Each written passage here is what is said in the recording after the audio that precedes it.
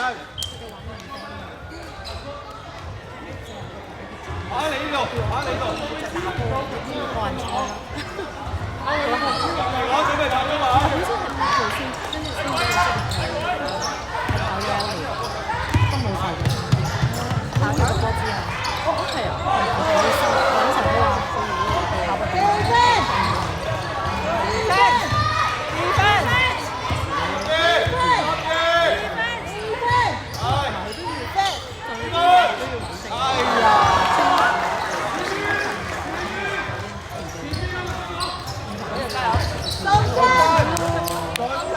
你見到個網站都係咁，就算全部都係成績係攞啦，攞啦，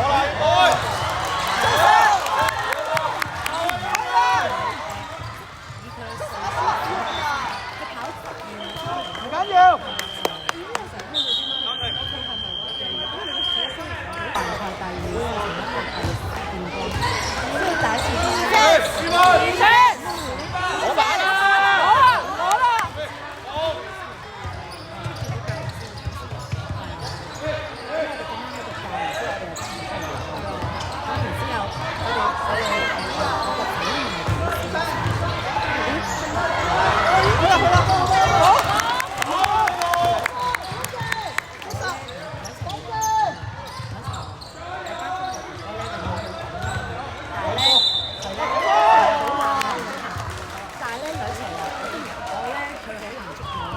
次次開啲步數係你意想不到，因為咧佢冇諗住全個，因為佢幾多個，其實咧我哋點解上次會攞到一場，係因為嗰次我哋冇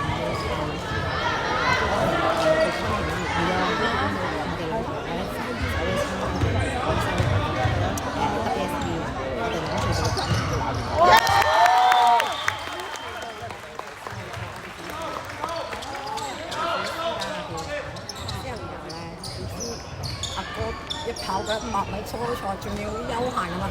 國家大會紀錄，我同二哥講嚇咩事啊？國家大會紀錄，我哋諗住去破個60米嘅紀錄，因為上次喺深圳大運中心我哋睇佢啲錄影帶，我睇完之後點知咧我下一集嗰個賽先知之後無啦啦跑咗100米出嚟嘅，我冇再犯規佢。